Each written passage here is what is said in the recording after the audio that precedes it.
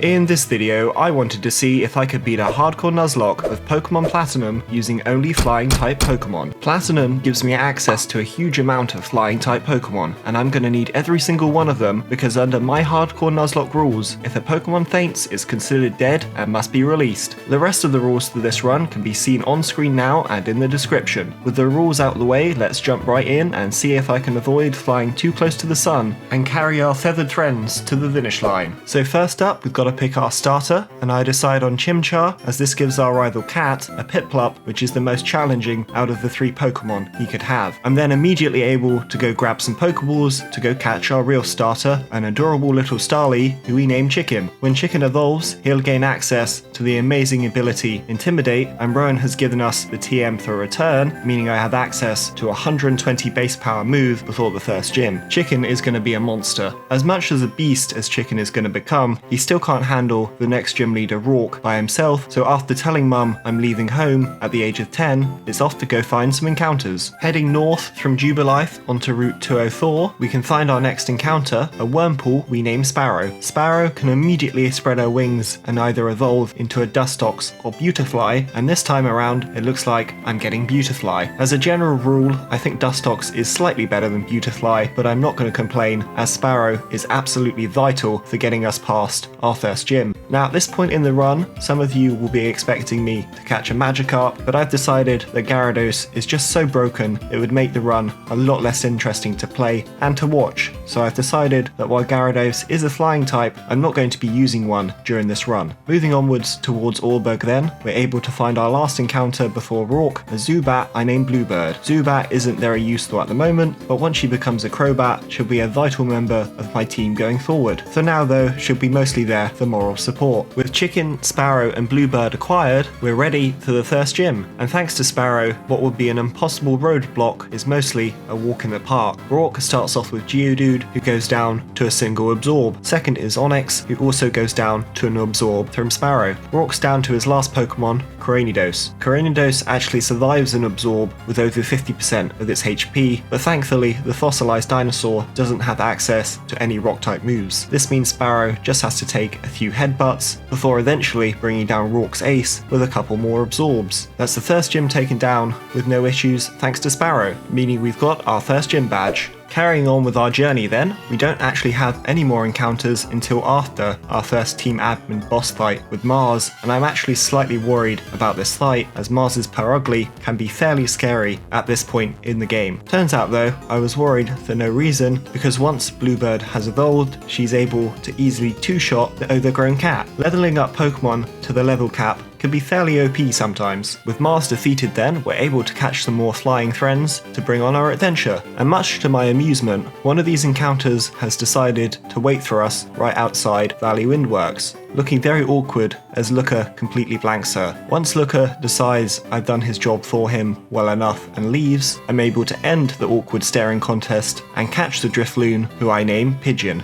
I don't think I've ever used a Drifloon in my many years of playing Pokemon, but a ghost type is a ghost type, so I'm sure should be a welcome addition to my party. Once Pigeon's joined our growing roster, I'm able to head through Eterna Forest with Cheryl and then make it on to the northern part of Route 205. Once I'm there, I'm able to find and catch a Hoot I name Owl. Hoots are often underwhelming, but the more the merrier I suppose, so welcome aboard Owl. Owl is so excited at joining us on our adventure, he's immediately able to evolve into a Noctowl, meaning we're ready for our second gym fight of the run. Before we get to that though, I would like to remind you to like this video if you've been enjoying the run so far, subscribe for more content in the future, and follow me on Twitter for life updates. I always really appreciate all the support that you guys give. With the self-plugs out the way, let's jump right in to our second gym battle of the run. So unsurprisingly, the grass-type gym leader in a flying-only Nuzlocke isn't the most difficult fight in the world. So I start with Sparrow, and Gardenia starts with Turtwig. Turtwig could be very annoying as it likes to set up Reflect correct, but Sparrow doesn't give the Turtwig any time to even process what's happening, as a single crit gust is enough for the KO. Second is Cherrim, who outspeeds and lands a Leech Seed, before Sparrow is able to land a gust that, thanks to Leech Seed heal, does slightly less than 50%. I decide now is as good a point as any to send in Bluebird, who takes a laughably weak Magical Leaf on the switch. Bluebird is then able to finish off the Cherrim with a single wing attack. Last, the Gardenia is her ace, Roserade, and normally Gardenia's ace would be really scary, but Bluebird completely walls this overgrown flower, meaning it goes down to 2 wing attacks after getting off some weak grass knots. That's the second gym taken down, to no one's surprise, with no issues. Second gym badge acquired. As a nice reward for getting our second gym badge, Bluebird is immediately able to evolve into the very powerful Crobat, meaning she's now the strongest member of our team. Getting Crobat couldn't have come at a better time, because we've immediately got to deal with our second Team Galactic admin, Jupiter. Jupiter scares me almost as much as Mars before her, because Jupiter's Stunk Tank really likes to crit and do massive damage with Night Slashes, so hopefully luck will be on my side during this fight. I decide to start with Bluebird, and Jupiter starts with her Zubat, and surprisingly, Zubat is able to survive a single wing attack. It's no issue though, because on the following turn, a second wing attack is enough for the KO. Then the scary skunk comes out, and I decide my best bet is lowering this smelly beast's attack with Intimidate. Before switching though, I decide to get off a Confuse Ray while Skunk Tank goes through a Screech, lowering Bluebird's defense. On the following turn, I switch into Chicken, and Stunk Tank just goes through another Screech. That's perfect, as it allows me to get off an Intimidate without taking a single hit. I then switch back into Bluebird, and Skunk Tank goes through a Smoke Screen. Jupiter is really throwing here, allowing me to get off all these Intimidates to 3 as I switch back into Chicken on a -3 Night Slash that does next to nothing. My good luck continues, because then Skunk Tank goes through a Poison Gas that misses, which allows Chicken to get off a strong return. Chicken then has to take 2 more Night Slashes that don't crit, meaning Chicken survives and is able to KO the Stinky Skunk with 2 more returns. Got very lucky during that fight, as Jupiter threw pretty hard, but I'm not going to complain. With Jupiter out the way, we're free to carry on our adventure, and that means we get some more encounters. Firstly, Cynthia gives us an egg that hatches into one little eggy boy. Unfortunately, Penguin has the ability Hustle, which is possibly the worst ability in the game for Nuzlocks, meaning I can't see my little eggy bird getting much use. Sorry, Penguin. Next, on Route 206, we find an extremely important encounter, probably the most important during the entire run, a Gligar we named Falcon. Falcon, while being a strong Pokemon, is vital because he's one of the only Pokemon I'm gonna get that isn't weak to electric and rock type Pokemon, so it's really important I make sure that Falcon stays alive. That's actually the last encounter I get before making it to Hearthome, meaning once we go and find the gym leader, who once again is not doing her job, seriously none of the gym leaders in this game are actually in their gyms, it's time for our third gym battle. Now, the last 2 gym leaders were kind of pushovers, but Fantina is not going to go down so easy, so fingers crossed, luck is on my side. So I decide to start with Sparrow, and Fantina starts with Duskull. Sparrow is able to start the fight with a strong gust that does about a third of Duskull's health, and then Duskull hits back with a laughably weak Pursuit. A second gust brings Duskull into range of being KO'd on the next turn, and Duskull sets up a future sight. Gotta try my best to not forget about that. A final gust is then able to KO the first of Fantina's Pokemon. Second is Haunter, and if I can stall this spooky purple boy out of PP, the Sucker Punch, Owl will be able to take him out without having to take any damage. So I start by going through a Stun Spore, and Haunter goes through a Shadow Claw. Annoying, but I'm still hoping Haunter will start going for Sucker Punch at some point, so I go through a Moonlight to keep Sparrow healthy while Haunter gets paralyzed. I then go through a strong Gust as Haunter goes for another Shadow Claw,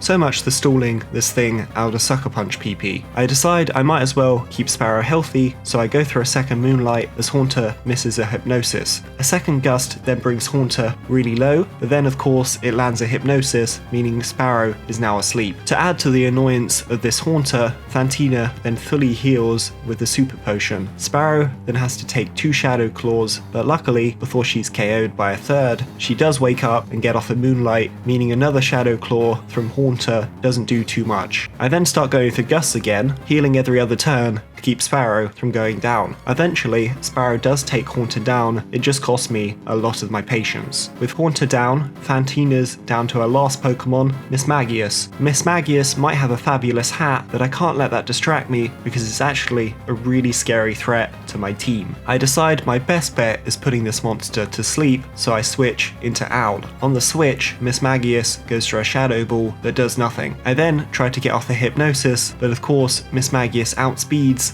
and lands a Confuse Ray, which is going to make this so much more difficult. Luckily, Owl breaks through the confusion, but misses the Hypnosis anyway. Talk about a tease. I've still got hope I can get this though, so I switch into Pigeon on a Psybeam, and then switch Owl back in to remove the confusion. Okay, attempt 2. Let's see if we can put this thing to sleep.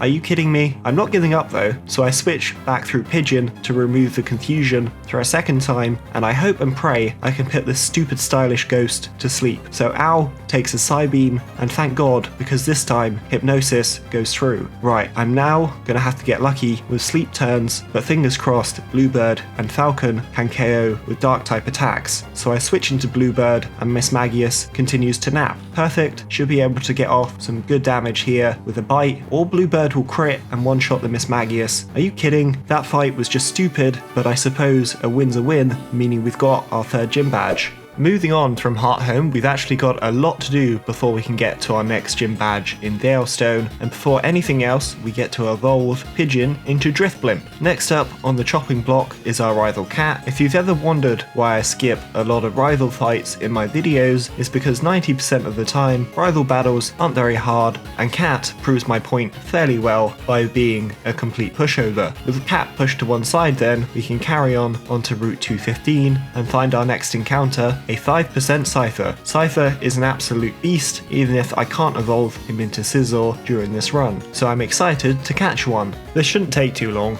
1 hour later. Well, that was just stupid. At least Woodpecker should be worth it, especially so as she's got the ability Technician, boosting her attack even further. With Woodpecker acquired, I could challenge the gym immediately, but instead I head south onto Route 214 where I can find a Razorfang. A Razorfang means I can immediately evolve Falcon into Gliscor. With Gliscor, I'm pretty set up against any electric attacks, so now I just have to worry about rock types and ice types. Luckily, I can immediately head onto Route 213 and catch a Wingull I name Seagull, who will be a useful counter to my rock type weakness. Heading into the Safari Zone in Pastoria, we've got one more encounter to get before the next gym, and this time it's another bug flying type Yanma. Yanma isn't as strong as Woodpecker, but if nothing else, she's extremely fast, so I'm sure I'll be able to find some use for her at some point. We're then ready for our 4th gym battle against the fighting type leader Maylene, and like Gardenia and her grass types, Maylene's fighting types aren't much of a threat to my flock of flying types. So I start with Woodpecker and Maylene starts with Meditite. I'm sure it's to no one's surprise that Meditite goes down to a single wing attack from Woodpecker. Machoke then suffers the same fate. Last, the Maylene is Lucario,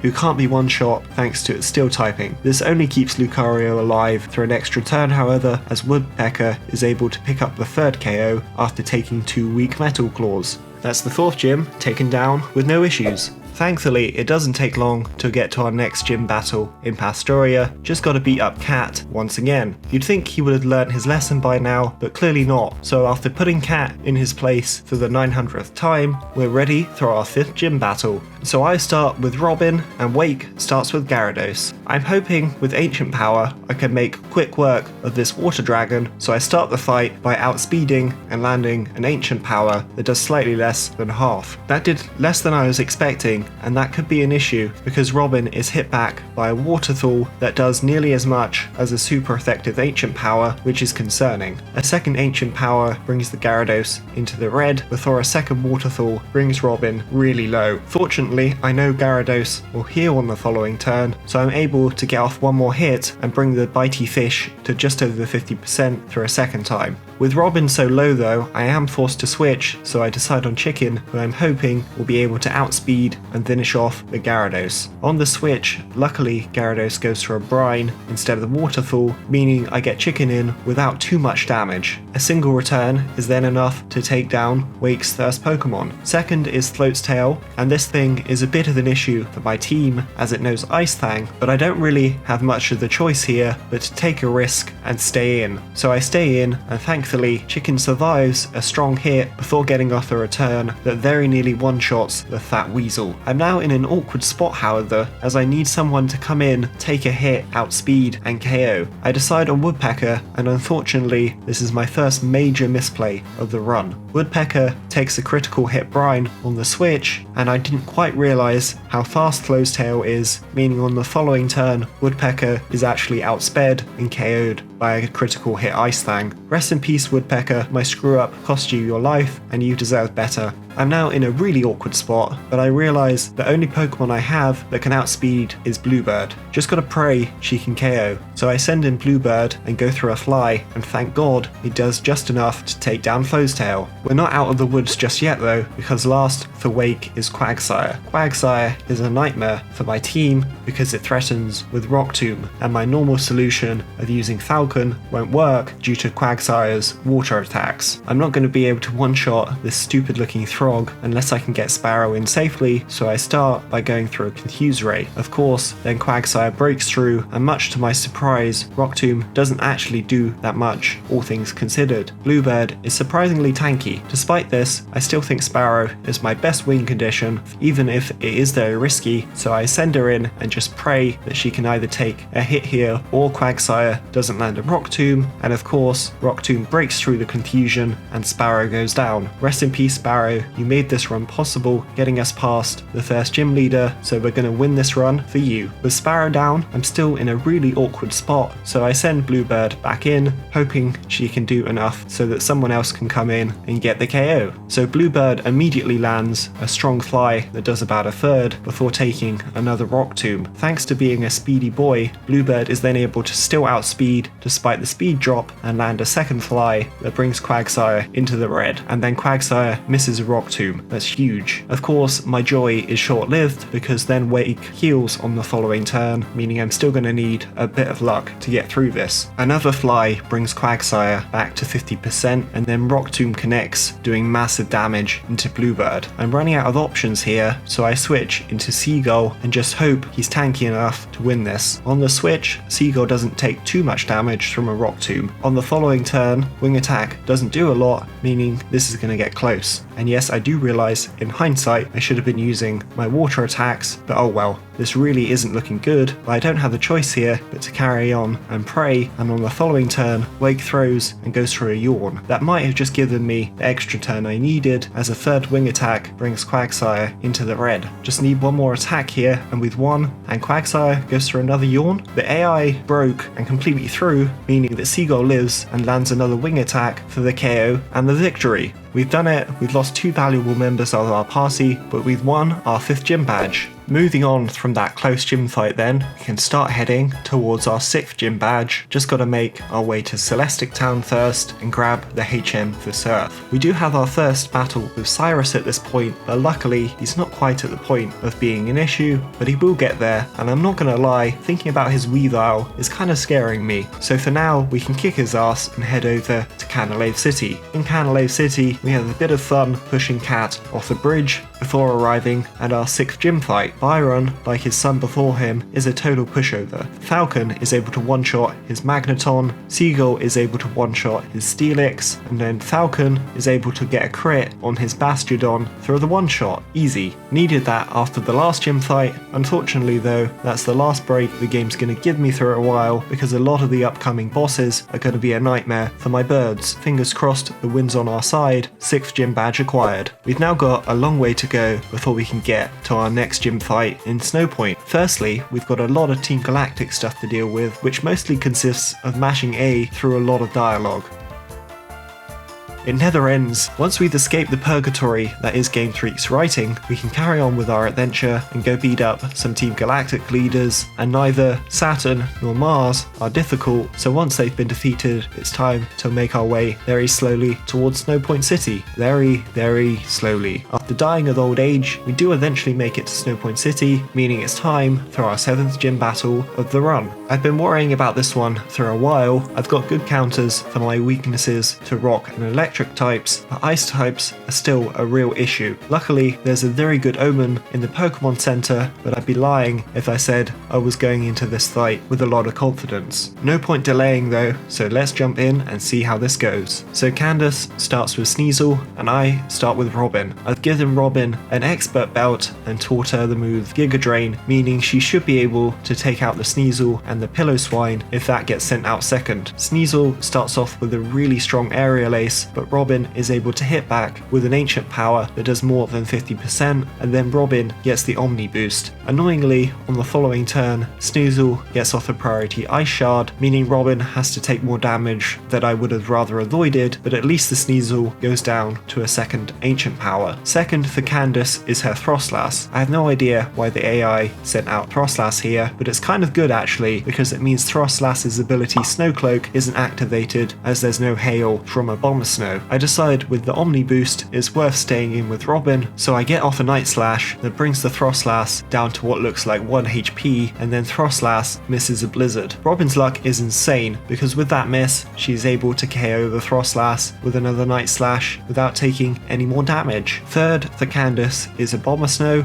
and Robin probably would be able to take a hit here, but I decide it's probably best to switch into Bluebird. On the switch, I'm slightly worried about taking a strong Avalanche, but for some reason, a Bomber Snow just goes for a Focus Blast. Did the AI break? I'm not going to complain, even if that's slightly odd. I then go through a Fly with Bluebird as a Bomber Snow goes through a Water Pulse. I'm very confused. I think the AI actually has just broken. Oh well, if the AI wants to throw, I'm not going to complain, as a Cross Poison is then able to take down the Brain Dead Christmas Tree. Last for Candace is Pillow-Swine, so I switch into Seagull. On the switch, Pillow-Swine lands a really strong Stone Edge, but luckily a lot of the damage is healed by a Citrus Berry. A Surf from Seagull on the following turn then just misses the KO on the stupid hairy pig, and then a second Stone Edge brings Seagull really low. I know however that the AI will heal on the following turn, so I'm 3 to get off the roost and bring Seagull back to 50% HP. Another Surf brings Pillow-Swine back into the red, and then Pillow-Swine misses a Stone Edge. Thank God. This means Seagull is 3 to get off another Surf for the victory. Got very lucky in that fight. I did have a plan to let Noctowl go down and take out Frostlass with either Crobat or Drift Blimp, both of whom had Yachi Berries, but thanks to Robin's Omni boost, that wasn't even needed. 7th gym badge acquired, 1 more to go. We're now approaching the end game, and that means we've got a certain space-themed team to deal with. Fortunately, most of the fights against Team Galactic aren't very difficult up until our final fight with Cyrus. I do encounter one major problem when climbing Mount Cornet however, and that's the fact that none of my birds can learn rock climb. This is a huge issue because it means I have to bring Dooth with me into the Distortion World, meaning I have to fight Cyrus with 5 Pokemon instead of 6. Of course, I'm a Pokemon down for one of the fights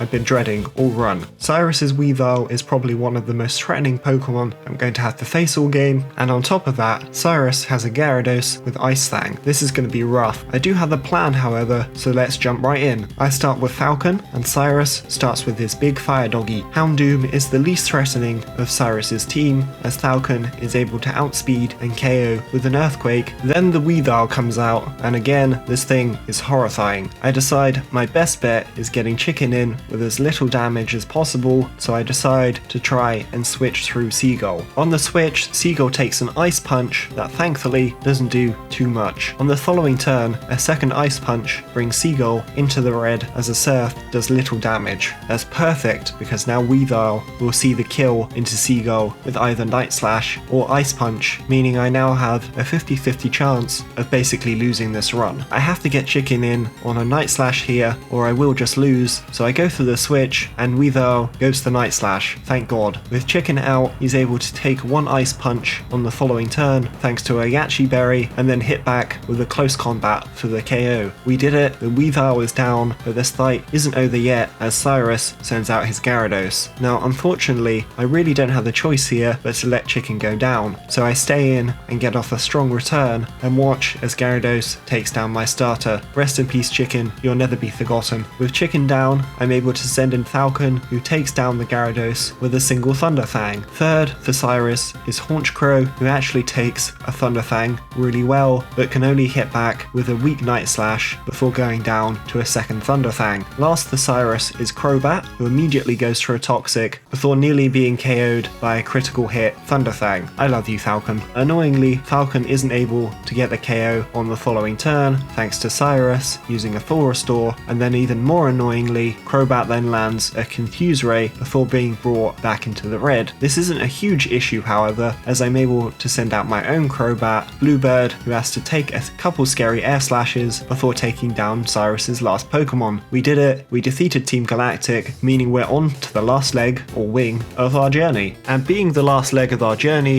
of course means we've got our last gym leader to deal with, and surprisingly, thanks to Falcon, the electric type gym leader is actually one of the easiest gym leaders in this game. It also amuses me that Volker doesn't want to battle us because he's so bored by weak opponents, and then he gets completely and utterly destroyed. Falcon is able to one-shot every single one of his Pokemon. What a joke. Oh well, can't complain about an easy win. That's the final gym leader taken down, meaning we're nearly at the end of this journey. It's just a quick run through Victory Road and a final easy battle with Cat, and we're ready for the Elite Four. So let's see who we're bringing. Robin, the Yang Mega, Falcon, the Gliscor, Seagull, the Pelipper, Bluebird, the Crobat, Pigeon, the Drift Blimp, and last but not least, Owl, the Noctowl. Let's go win us a league. First up for this Elite Four is Aaron, the Bug-type trainer, and I'm sure you're not shocked to find out that with the nearly 10 level difference and having a team of flying types, Aaron's bug types are a complete pushover. Robin is able to one-shot Yang Mega and Despequin, two-shot Drapion, one-shot Heracross, and then two-shot the Scizor. Easy. Up next is the ground type trainer, Bertha, and she proves to be just as much as a pushover as Aaron, despite her team being full of Pokemon with rock type attacks. Robin is able to destroy Wishcash, Golem, and Rhyperior with a single Giga Drain each. Gliscor takes a little bit more work, but eventually Robin is able to bring it low enough to where Bertha heals, so I'm safely able to switch into Falcon, who then two-shots with an Ice Fang. Then all that's left for Bertha is her Hippo down, who takes a few Ice Fangs before falling to Falcon. This Elite Four is a joke so far, and the Fire-type trainer, Flint, also carries on this trend. Hilariously, Falcon is able to Earthquake away Flint's entire team, one-shotting every single one of his Pokemon. Unfortunately though, that is the end of my 3-ride with this Elite Four, as up next is Lucian, who proves to be a much tougher nut to crack. So Lucian starts with Mr. Mime, and I start with Falcon. Mr. Mime would be very annoying as it likes to set up screens, but thankfully Falcon comes through for us yet again and one-shots with a Night Slash. Second is Espeon, who is actually really fast and hits stupidly strong, so gonna need a bit of luck here. I decide my best bet is Pigeon, so I switch in on a Psychic that does a huge amount. Thankfully, a lot of the damage is healed by a berry, and this also activates Pigeon's Unburden ability, meaning she now outspeeds. Pigeon is then able to get off the Shadow Ball that does a good chunk, and then Espeon hits back with a Shadow Ball, but luckily doesn't KO Pigeon. Pigeon is then able to get off a second Shadow Ball for the KO. Third for Lucian is Gallade. Gallade has Stone Edge and is a pretty big threat to my team, and that unfortunately means I'm gonna have to make a sacrifice here. That means Pigeon's time has come, so I stay in and get off a weak Air Cutter before my Blimp is hit by a Stone Edge and KO'd. Rest in peace buddy, you're cooing in heaven now. With Pigeon down, I'm able to send in Bluebird, who KOs with a single fly. Fourth for Lucian is Alakazam, and I'm pretty sure I can take a hit here, so I stay in and get off a bite, and I get the flinch. That's huge because it forces Lucian to heal on the next turn, allowing Bluebird to safely get off 2 more bites for the KO. Last is Bronzong, long, so I decide to stay in and get off a bite and get another flinch. My luck is crazy, and what is even more crazy is the fact that a second bite on the following turn crits. Bluebird, you're amazing. Bronzong then lands a hard psychic, forcing me to switch out. I decide on Robin, who eats a psychic on the switch. A single Bug Buzz is then enough to finish off Lucian's last Pokemon and this Elite Four. It's a shame we had to sacrifice Pigeon there at the end, but our luck was crazy, meaning that fight wasn't as bad as it could have been. That's it, that's the Elite Four taken down, meaning we've got one more obstacle to overcome, everyone's favourite champion, Cynthia. Now Cynthia is a problem for my team, but with luck on my side, I should be able to pull through this and claim the victory. So let's go end this. Cynthia starts with Spiritomb, and I start with Robin. Obviously, Spiritomb doesn't have any weaknesses, so I need to just hit this spooky boy as hard and as fast as I can before it can do too much damage. So I immediately go through an Air Slash and get the crit and the flinch. That's the kind of luck I need to win this. Unfortunately, even with the crit, Air Slash doesn't do enough to get the KO, but it does force Cynthia to use one of the full restores on the following turn, allowing Robin to bring the Spiritomb back down to 50%. A third Air Slash then just misses the KO, but that's fine, only need to get off one more hit here on the following turn.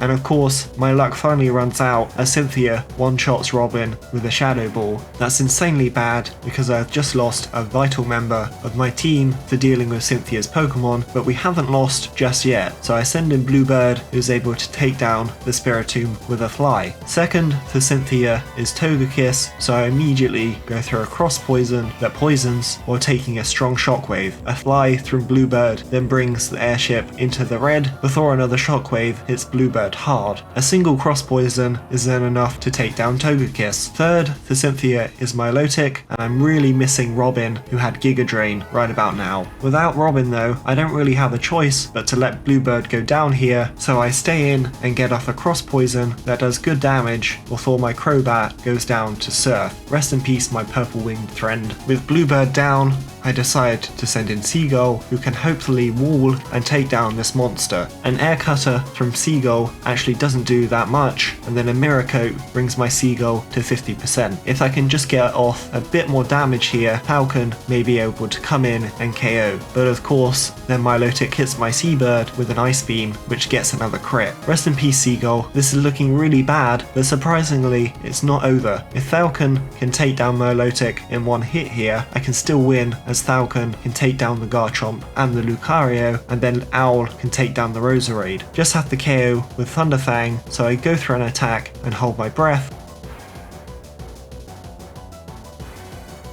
and it just misses the KO on what looks like 1 HP. That's it, it's over. Milotic survives and KOs Falcon with a single Ice Beam. If Seagull hadn't have gotten crit and was able to do just a little bit more damage, and if Falcon had literally done 1 more HP with that attack, we probably would have won. We were so close to winning, but unfortunately it wasn't meant to be, and Owl is shortly KO'd by the murderous Milotic. What a run that was. It was a shame we lost there at the end, but it couldn't have been closer. I hope you enjoyed watching this as much as I enjoyed playing it. That was an incredibly fun run, and despite the loss, I'm really happy with how far we got. If you did enjoy, remember to leave a like and subscribe for more content in the future. It really helps me out and lets me know you guys are enjoying. If you've got any suggestions for future challenge runs, please let me know in the comments below. I'll see you all next time.